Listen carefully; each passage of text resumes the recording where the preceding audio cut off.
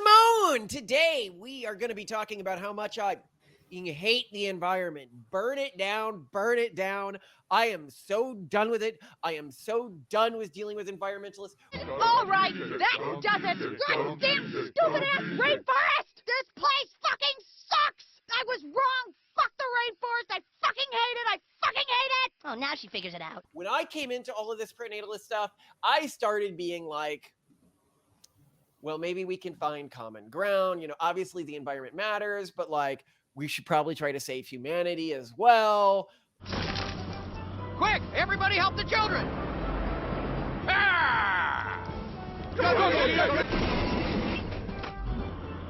Dude, bulldozers rule! Come on, let's get you back to civilization! Hooray! Hooray, children! Like, I really, and you know me, I tried to do a middle line.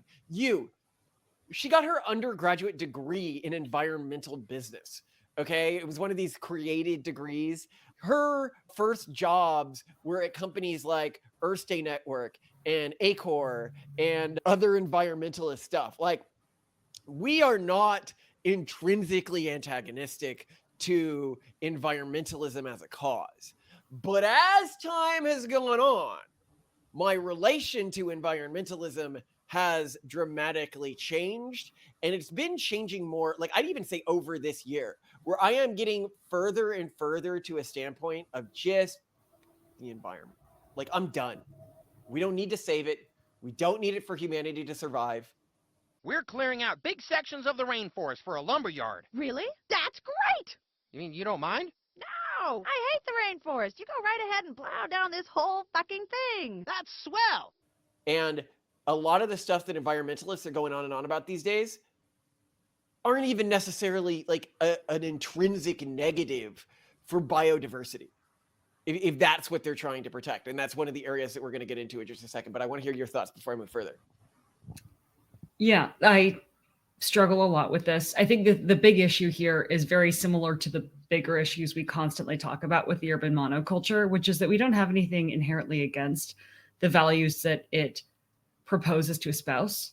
We are not against LGBTQ rights. We're not against personal liberty. We're not against freedom of choice. We're not against people choosing to live how they want to live, which is sort of what at least I grew up thinking progressivism and being left was.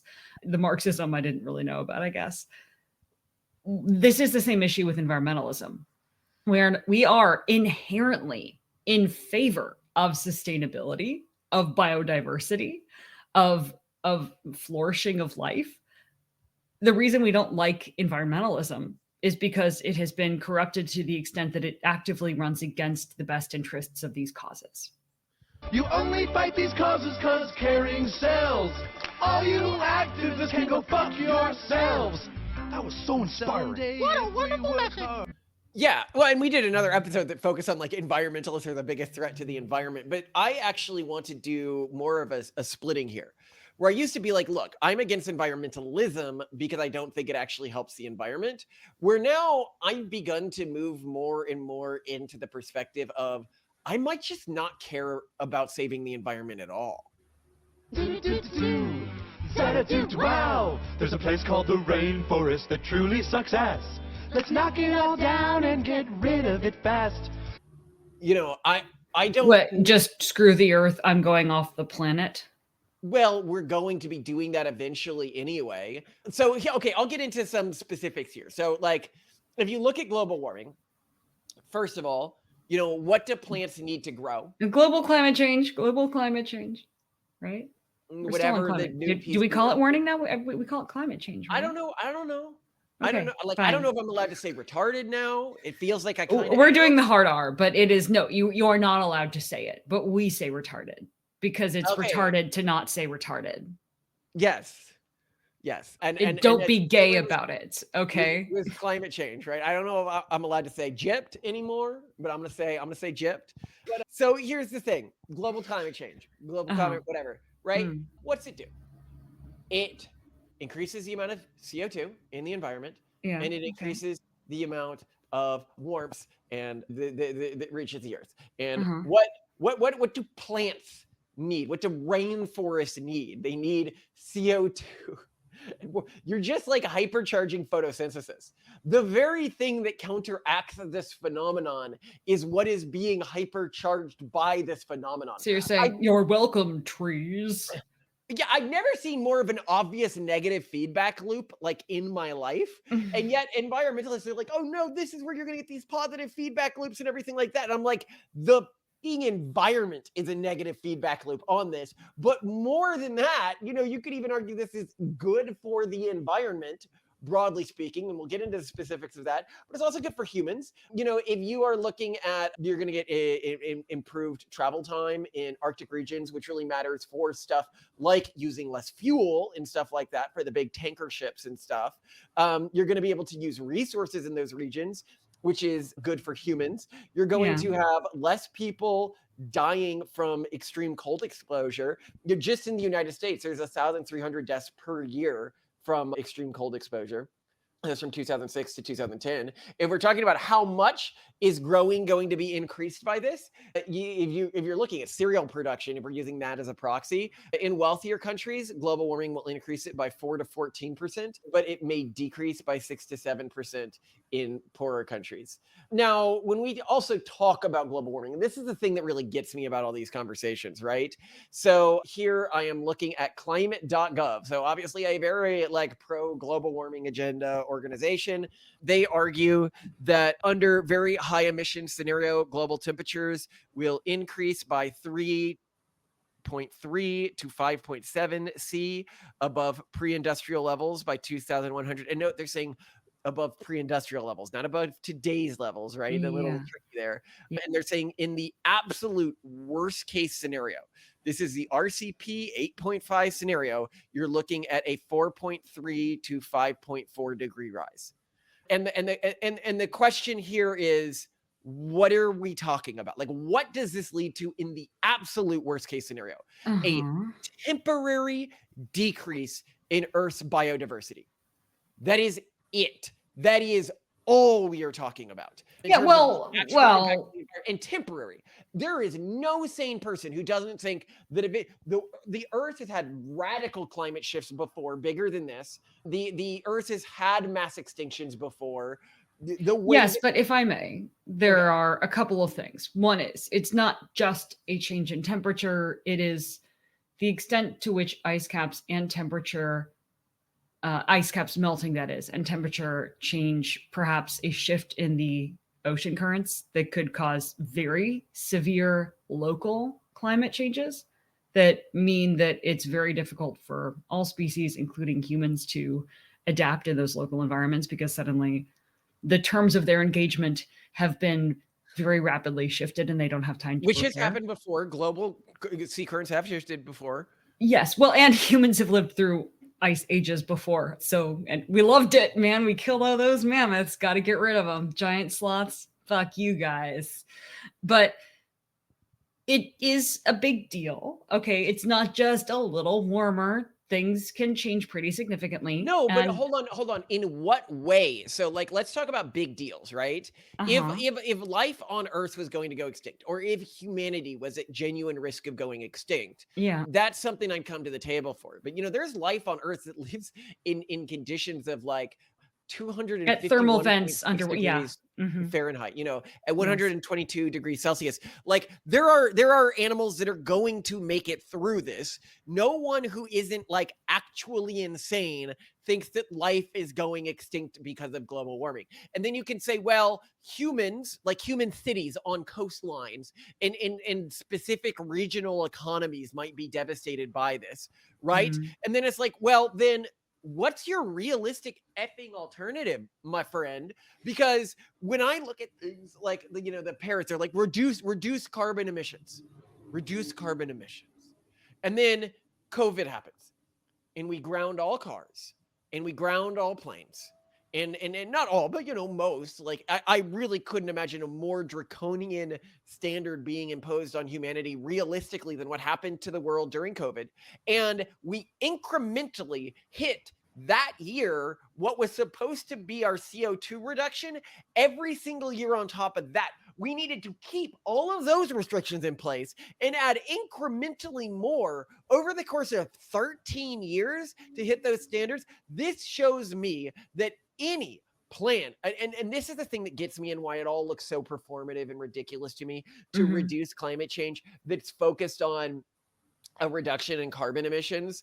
I'm like voluntary, like my use, when somebody's like, oh, I didn't use X, or I didn't do Y, or I didn't Z because it reduces carbon emissions. I'm like, that doesn't effing matter, my friend.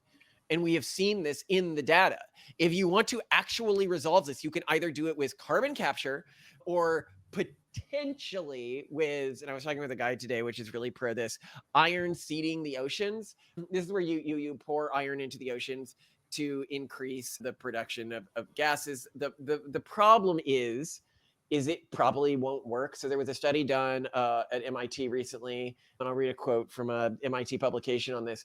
If scientists were to widely fertilize the Southern Ocean or any other iron-depleted waters with iron, the effort would temporarily stimulate phytoplankton to grow and take up all the macronutrients available in that region, but eventually there would be no macronutrients left to circulate to other regions like the North Atlantic, which depends on those macronutrients, along with iron from dust deposits for phytoplankton to grow.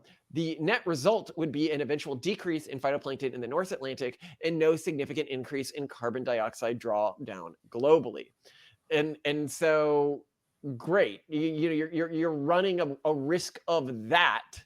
Now, what they would argue to counter that is they're like, well, actually, we know what happens when iron is released because there was a volcanic eruption that happened recently that led to a near net neutral year for carbon emissions. And so they could just point to that and say, hey, look, we already have a natural experiment that shows that this works. Yeah.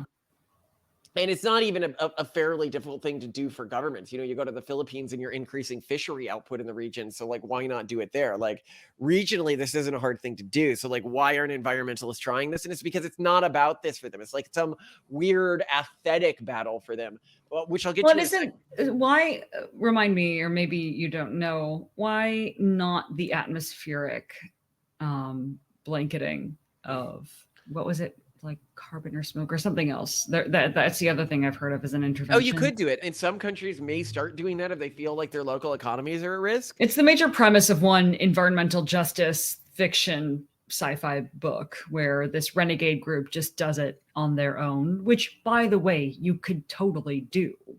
But nobody's doing it because it's not a real threat to them. It's all about signaling.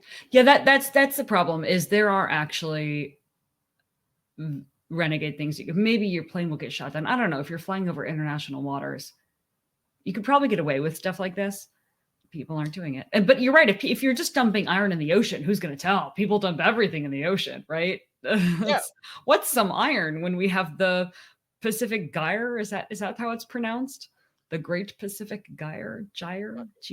I don't know. I mean, by the way, the iron dumping models right now suggest 1 ton of iron could remove 30,000 to 110,000 tons of carbon from the air. So you're talking like gigatons. What format are we talking? Let's say you and I just get so pissed, performative environmentalists, that we just do it. Is this powdered iron? Am I going to supplement stores and buying iron supplements? Like, what is the format that is necessary to make this work?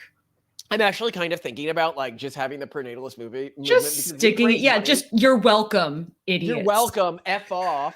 Yeah. We could also solve things like malaria fairly easily as well. Are you happy now? Yes. Yeah. Well, no, the EAs are working on malaria, aren't they? And Bill Gates. Between the two of them, no, what they're doing is disastrous things like these mosquito nets, which then people are using as fishing nets, and is just completely destroying. Yeah, but the malaria solution is more difficult. It's more sciencey. You know, the nice thing about you could use. I forget the word and I'll add it in post, but that genetic thing where you modify mosquitoes it's sort of like a genetic time bomb that you can put inside something. And like, it's not that difficult to do. And after a number of generations, it breeds into other mosquitoes. And then an entire population can become sterile at once. Yep. And the reason why, or not able to transmit malaria, and the reason why people are afraid to do this is they're like, well, what if it affects the local ecosystem? What if it affects like blah, blah, blah? And it's like, well, it will affect the local ecosystem. It will. Good. And so fucking what? Yes. Get rid of those little bastards, okay? And if you look at the number of people dying per year, and I'll add this in post, it's like insane. It's insane that they're not doing anything. Oh my God. The other lady in this call I was talking to when I was talking with these environmentalists, she goes, how are you going to get off planet? Because I'm like, well, my dream, like what I'm fighting for is an interplanetary empire. You know, I want humans not just on Earth. I want them on planets and asteroids and floating ships. And I think that this hand wringing over our existing environmental circumstances is going to look absolutely insane. In 1,000 years, when our descendants are managing like maybe billions of biomes, depending on how quickly humanity through AI is able to colonize the universe, and they're going to be like, I cannot believe they were like really focused on like keeping the Earth's original biome from changing at all in the 20th century. Like, what were they thinking? And she was like, well, what if she's like, we'll run out of energy. And I was like, how are we going to run out of energy? Like peak oil was ages ago. Like we've got renewables now, man. Like, and nuclear is not limited by its fuel source. It's limited by the incompetence of governments. And now you've got micronuclear. Like that's not even, and then she's like, well, I hear that a lot of those technologies rely on plastics, which relies on oil. And I'm like, okay, lady, you know that they don't have to be plastic, those parts. The reason why they're plastic is because oil is so insanely inexpensive that I can buy oil at a per gallon price less than milk, like a fully renewable resource that's coming from a local vendor. And oil it's like being dragged up from the center of the earth, being taken up and being processed. This is a bit like saying, well, you know, a Native American tribe that like built its entire civilization around buffalo. And they're like, well, but if the buffalo go extinct, like where are we going to get utensils? Because those are made from buffalo bones. And I'm like, they're made from buffalo bones because your civilization is built around buffalo, okay? We make everything with plastic because our civilization is built around oil. But like the degree to which governments don't care about oil now, like look at Venezuela right now, right? Like this is a country where plausibly any developed country could go in and take over the government with like humanitarian needs and capture like one of the largest oil reserves on earth that's like non-producing right now. But nobody is, even though they have the perfect casa belli, because they just don't need the oil. But you were going to say my bigger issue is the extent to which environmentalism as a modern movement is tied to not having things change, which is one of the least pro-environment, pro-nature things you could imagine. The only thing that is natural is the fact that environments, species, ecosystems evolve and change with time and fluctuate. And this concept of trying to keep it the same and that changes are bad is laughable, but also the most anthropocenic, whatever that word is, the most human-oriented thing possible. It's us trying to impose our discomfort with change upon the entire natural order of not just the world, but the universe. How myopic and selfish as a species can you be? And then you pretend to be the one that favors natural stuff. That's very odd to me. That's another thing that turned me away from the movement. You see this all the time in the movement where they're like, oh, we've got to reintroduce the species of wolf to this region because like they were here historically. But like since then, a species of coyote has evolved to become much larger and take on the ecological role that wolf species used to play. And they're like, no, like the aesthetic perfection of this environment when it first encountered humanity, that must be maintained and not allowed to evolve or differentiate, right? And you really see this belief, because when I was talking to them, I was like, at the end of the day, like, what are you fighting for, right? Like, if you're fighting for maximum biodiversity, then the only thing that matters is humanity getting off planet and beginning to seed new ecosystems, because that's going to lead to much bigger biodiversity. Any short-term collapse in in biodiversity due to global warming is irrelevant in the historical context. You know, we have had mass extinctions before.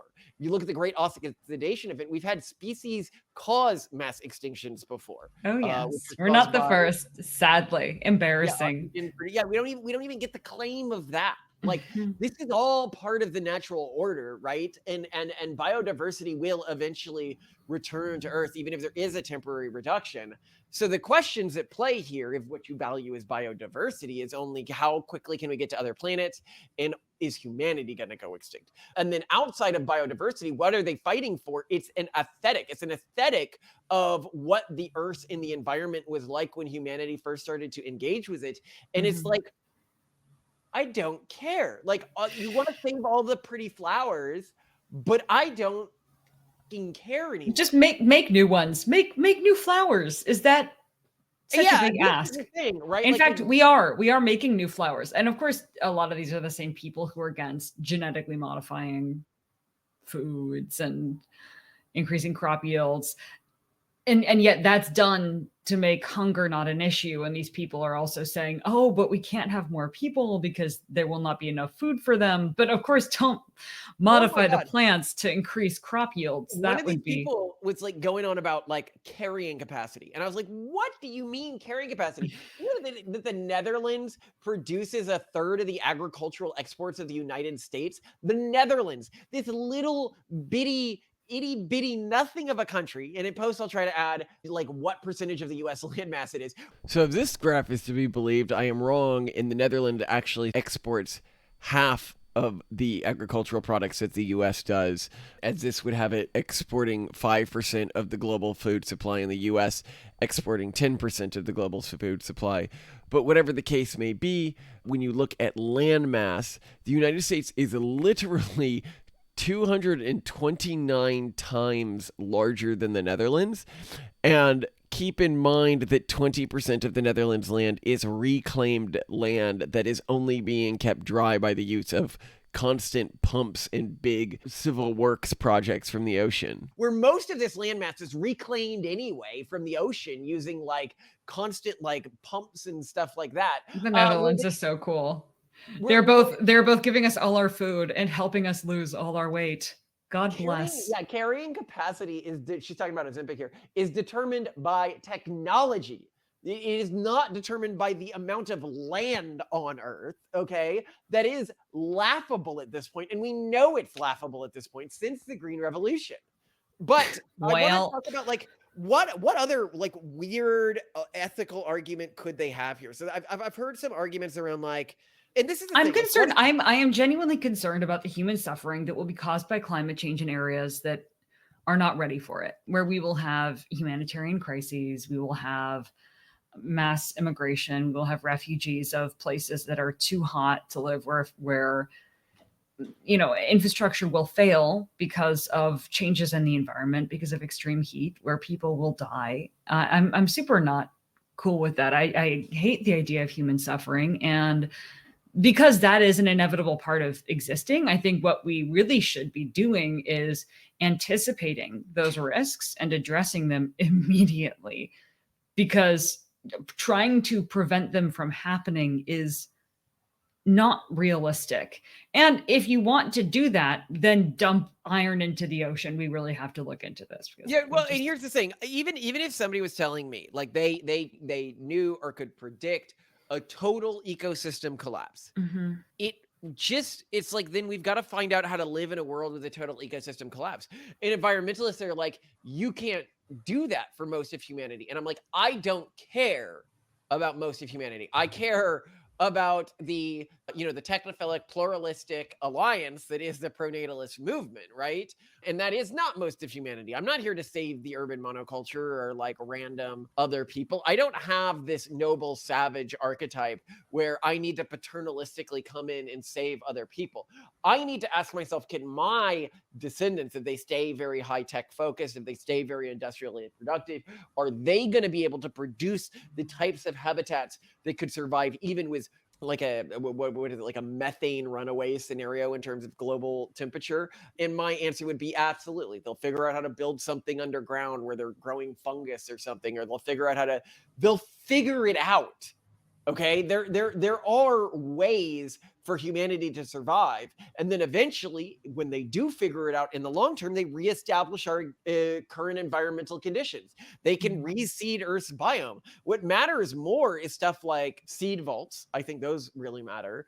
or, maintaining a genetic supply of like pre-augmentation plants and stuff like that, because I do think that in the future a lot of the plants in nature are going to be augmented. But I also think that we should begin creating large genetic databases of the Earth's existing biome so that parts of it can be used when we're creating new biomes on other planets, or potentially even the whole thing can be used in the future, because that's what we're really losing when we lose a species, is just the unique DNA of that species. But that's something that we can catalog and then recreate with a fabricator in the future. We're already at a place now where people are beginning to talk about like recreating like some extinct species like mammoths and stuff like that. Yeah. Another thing that bothers me about environmentalism in general, or environmentalists, is this perception that nature is gentle and kind, and man has been, well, we would argue pretty much all living species are in an ongoing battle with nature, just trying to not get killed by it. Nature has been daily trying basis to kill us on a daily basis since we crawled from the mud. Like, nature is not our friend. It is the place you go to die. Like, you are absolutely right about that. And it is this weird Stockholm syndrome that some people have formed with nature. Yeah, I don't think it's Stockholm syndrome, because that even involves exposure and adjustment, adaptation. Most of us wouldn't last more than 2 days in an even slightly hostile natural environment with no access to other people or resources. It wouldn't go well. It is very, very difficult to survive in the wild, especially without any experience doing it. It's not a friendly place. And I think we take for granted the luxuries that we enjoy from civilization, and to just shit on them and act as though everything that we've evolved, everything we've developed, our technology, and even you and I complain about industrialization. It's obviously caused some unexpected effects, and we haven't built. I complain about industrialization. Well, we point out that industrialization sparked the beginning of demographic collapse, but that doesn't mean we don't love it. Mm-hmm.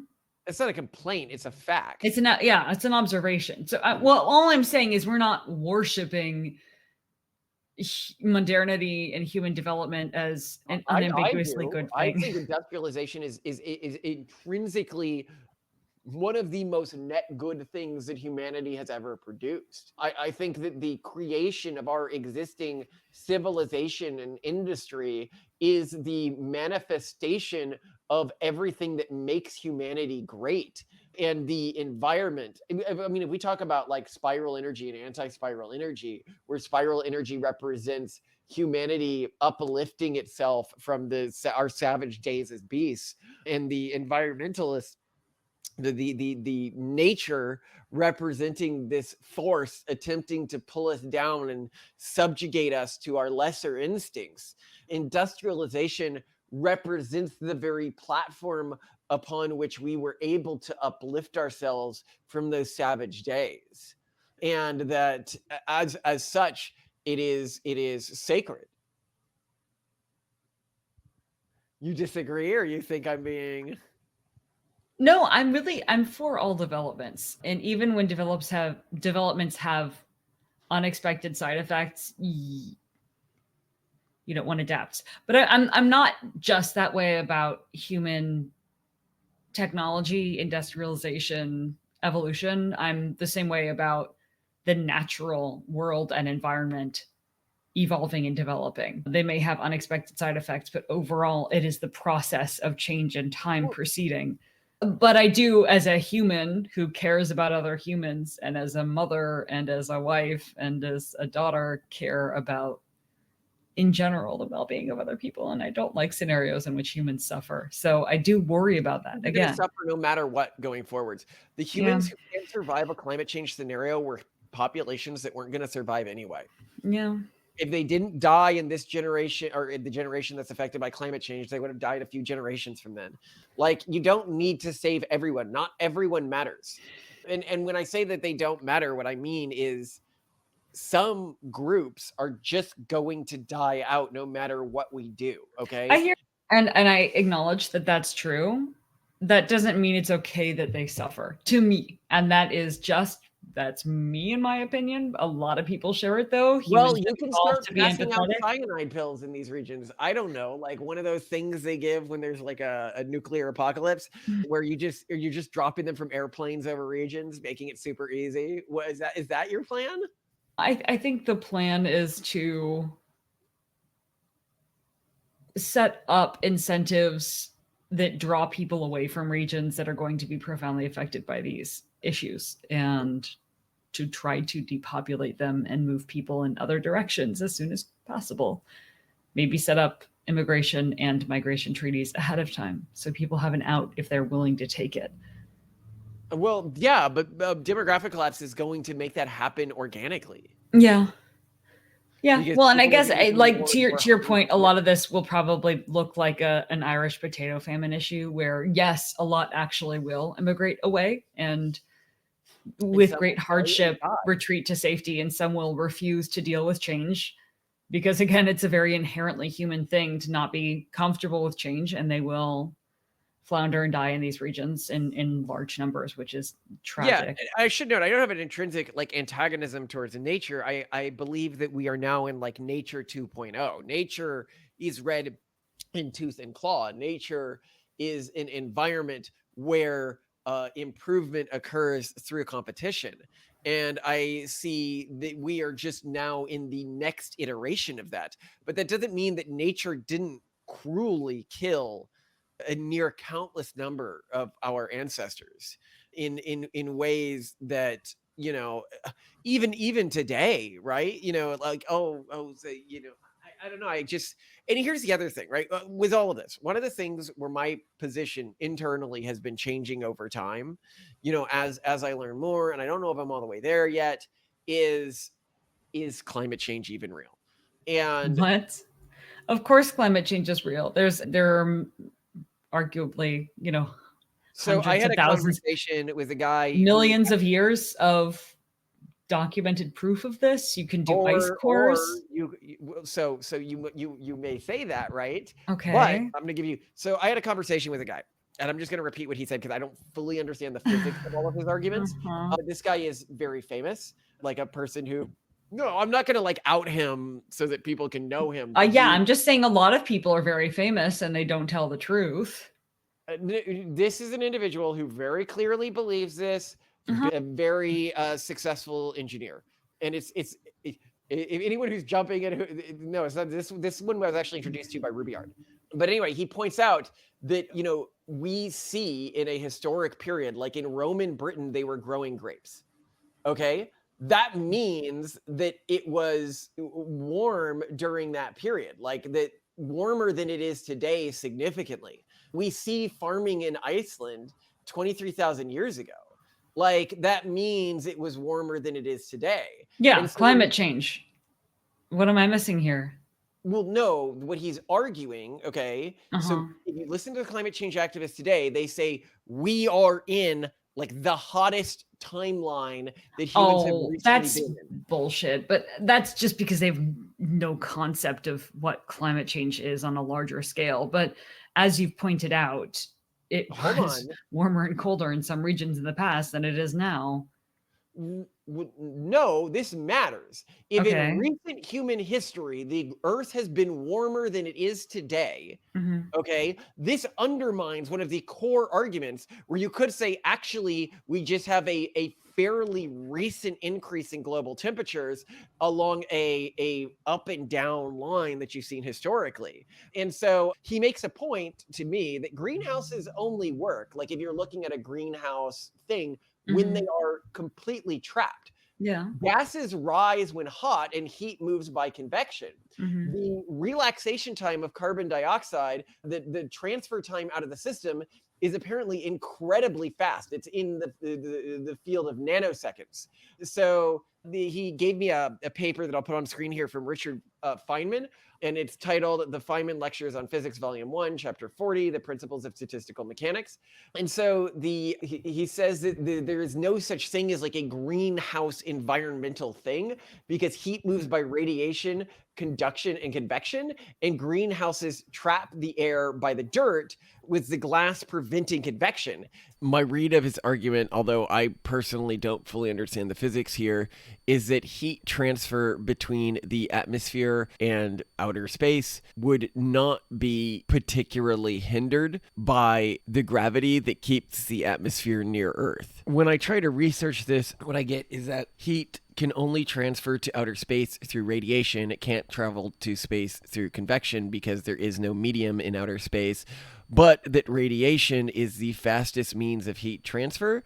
So you shouldn't have the same level of hindrance you would have within a normal greenhouse environment, i.e. like a glass structure meant to keep air near the ground. And I'd really love one of our autistic listeners to explain whether he's right or not. Sorry, I say autistic listeners not to disparage the listeners of this show, but like, let's be honest here, to explain to me whether or not this is right. And that CO2 absorbs infrared radiation, but re-emits it quickly at about the same wavelengths. This is called the relaxation time, and it's about a few nanoseconds. The energy goes from the dirt to outer space in about 4 milliseconds. For 500 million years, it's been much warmer, and CO2 has been much higher. We are in a period now that is a CO2 minimum, not a CO2 maximum. Then he says here, for example, Venus outgases the same amount of CO2 as Earth, but since there's no life for carbon capture, it's all just a very dense atmosphere. The limestone beds worldwide on Earth hold all the CO2. So I again, the thing that I don't really exactly understand is relaxation time of CO2. And does this really mean that heat can transfer really quickly from Earth to the outer atmosphere? And again, I want to be clear, I am not endorsing this theory. I don't believe this theory myself. It's just a theory I hadn't heard before, told to me from a person who has made a lot of money in the engineering and physical sciences space, so appears to practically know what he's talking about in a way that I don't. So I wanted to share this information to maybe get feedback from our audience to understand why it's wrong. What I can say is I do believe that we're in an ecosystem now where if all of this were true, that the powers that be wouldn't let us know it. And that's one of the big problems that they've created by creating this entire global censorship network that's probably going to be hitting this episode with an explanation of global warming right below the episode. I'm sure you're going to hit so you know what the— But no. They dropped the concept of global warming and greenhouse gases when we were still kids. It has been climate change for the longest time. Well, I just used Black Forest Labs to create a cartoon showing an anthropomorphized carbon dioxide molecule relaxing at a vacation resort. But why? Hold on. Here's my question. Carbon relaxation time. Simone, why does CO2? Explain, because I don't understand this. If you're saying that nobody cares about greenhouse gases anymore, why this carbon capture stuff? Why this CO2 reduction in the Paris Accords? Because there are two elements to the environmental movement. One is an element that's actually concerned about the outcome, and then the other is the element that is performative. And the performative element is not necessarily evidence-based. I don't think it's necessarily looking at reality, and it certainly hasn't caught up with the fact that the narrative changing to global climate change means that we need to stop looking at greenhouse gases. And so there's still a big focus on carbon. Why is there that focus on carbon? Because what are humans doing that's bad and evil? How do we need to repent? Well, we are sinning in the form of creating carbon, in producing a carbon footprint. And so how do we repent for the sin? We don't have children who can produce more carbon footprints. We must sequester our carbon. We must capture the carbon. We must undo our sins.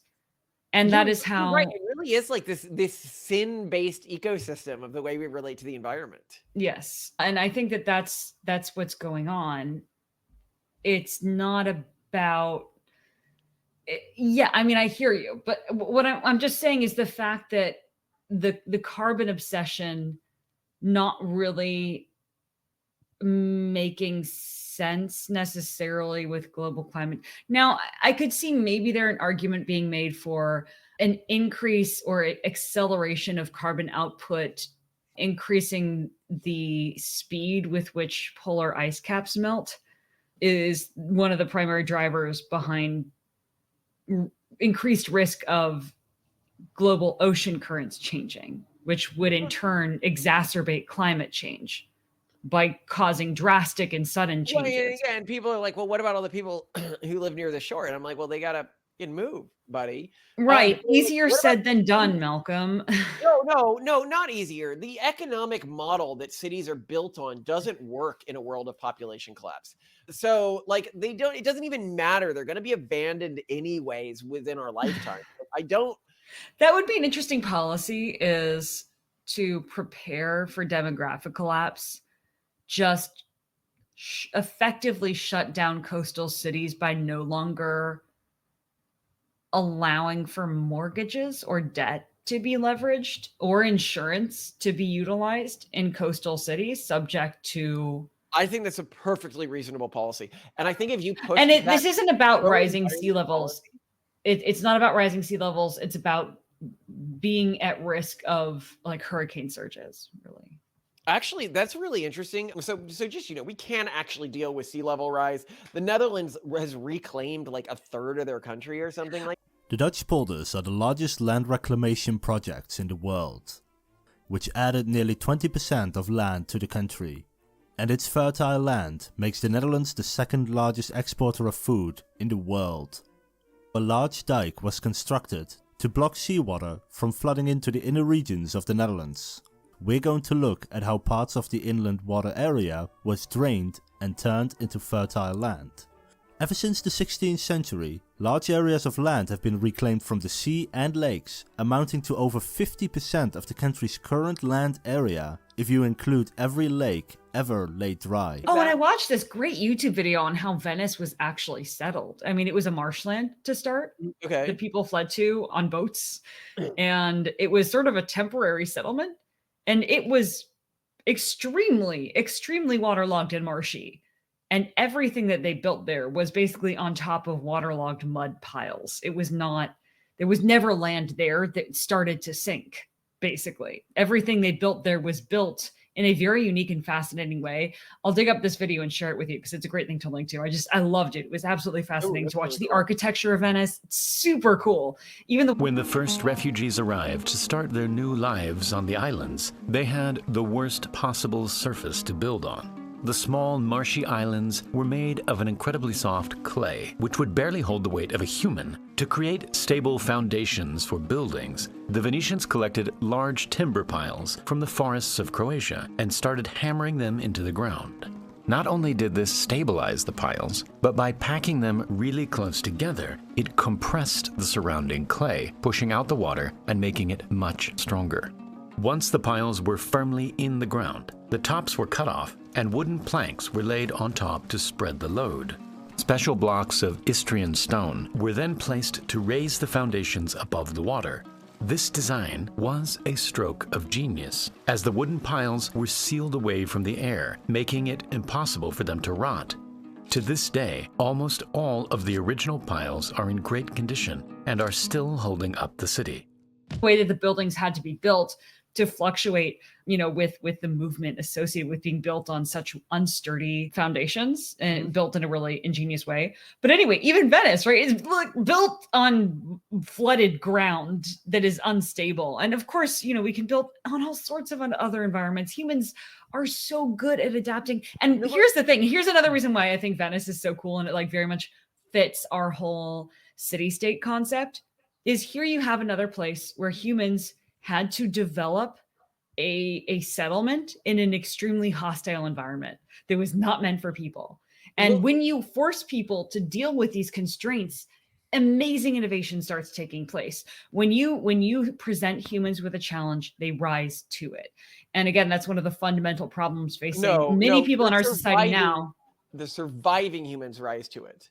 Yes, the surviving humans rise to it, sure. But like the point is that our big problem now is life is too easy.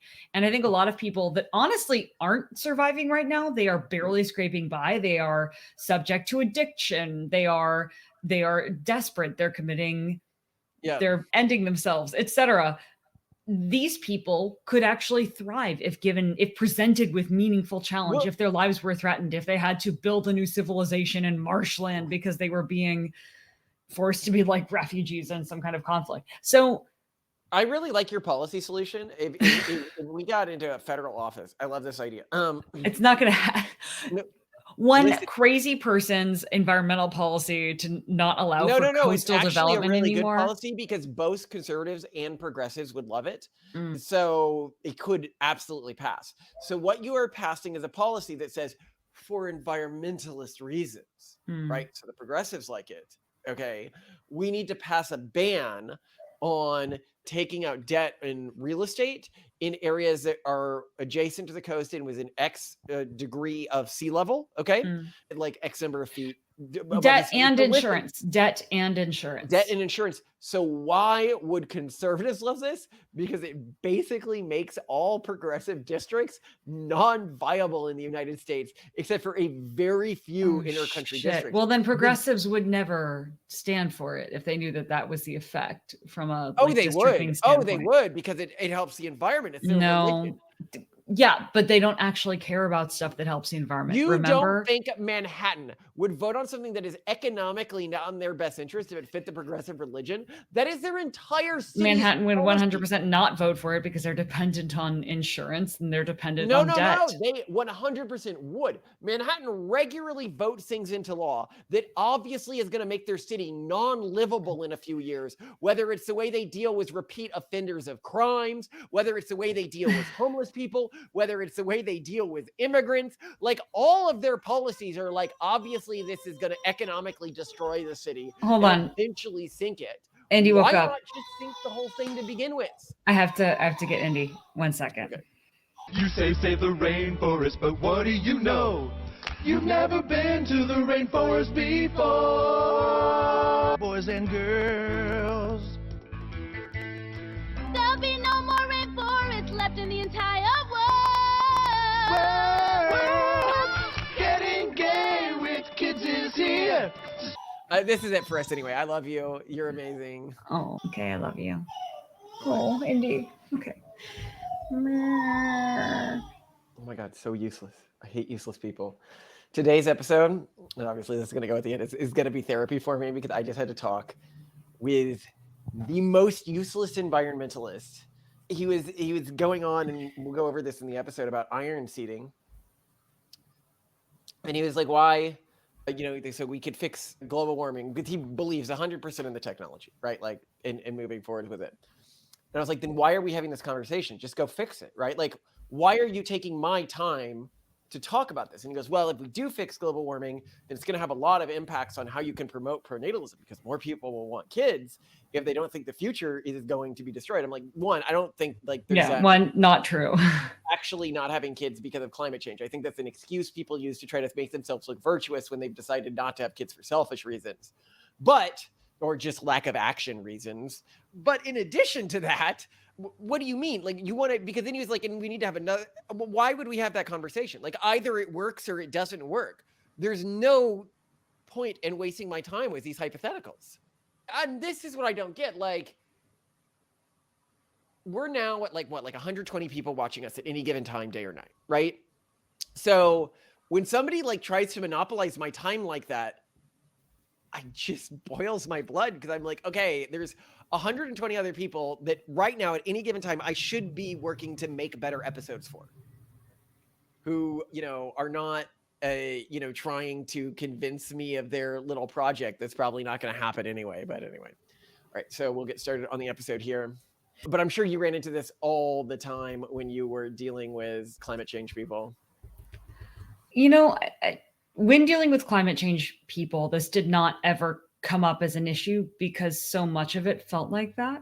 If you are interacting with other people on climate change issues, it is often because you're a performative person interacting with performative people.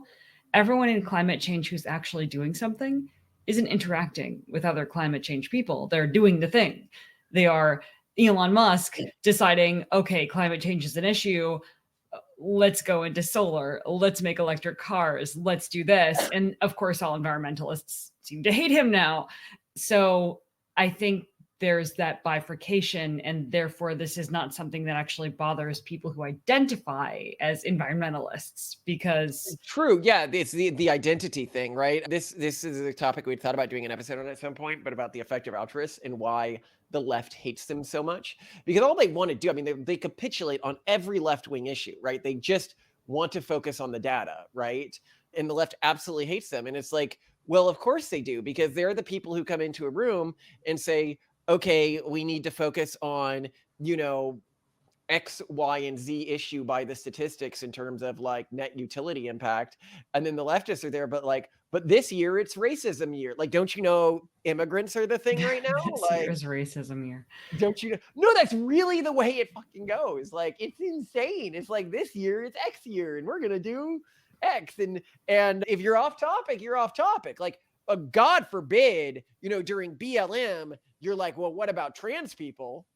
Right? Because wrong topic. Okay. That scene is stealing. There was actually some quotes I heard of like lefties who were mortified that like trans rights activists were saying trans lives matter, because they're like, oh, they stole this like blackface and it's BLM season right now. And we got to do the BLM thing right now. Come on, man. Don't you know? Right now it's brat summer. You can't be talking about anything but Cammy.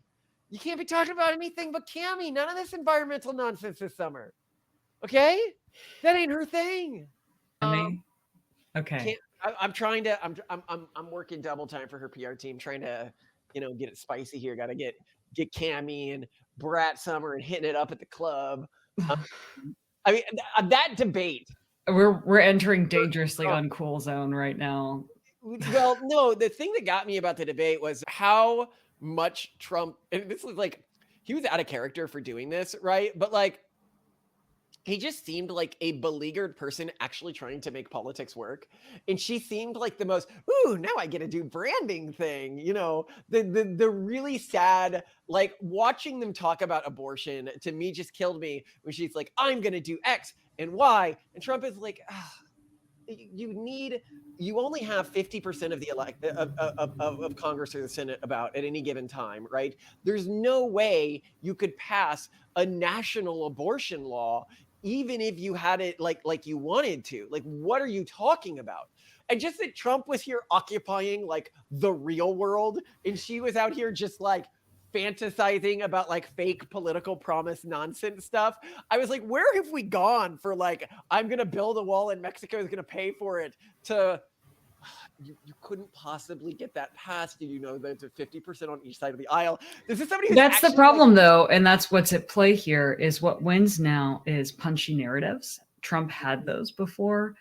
And now I think Democrats have learned from that method, and they're saying, okay, if that's how we play now, that's how we play. Brat Summer vibes, no substance, only ideas, national abortion ban, Trump is evil, and it works. Well, I mean, I think what realistically is going to happen is, you know, I think that people vote Dem in the same way they buy games like Concord and stuff like that. Like that, and that's the big question for the upcoming election in the United States. But we'll see. But I mean, we're basically at a point now where, because of, you know, and it's funny that I can say this without any trouble, erection fraud. There's just too many problems with male penises and erections and fraud around that at the moment, because you used to like hardcore believe it wasn't a real thing. And now that you've gotten more into the political system, you're like, oh God, it's actually happening at massive levels. I'm having a harder time believing that we don't have any erection problems in our country at this time. We need to talk about this country's erection problems, and we're not going to be allowed to on YouTube. God forbid. That's the type of thing that gets your channel taken down when you point out that part of the little game that they're playing. But anyway, I'm going to start right here. All right.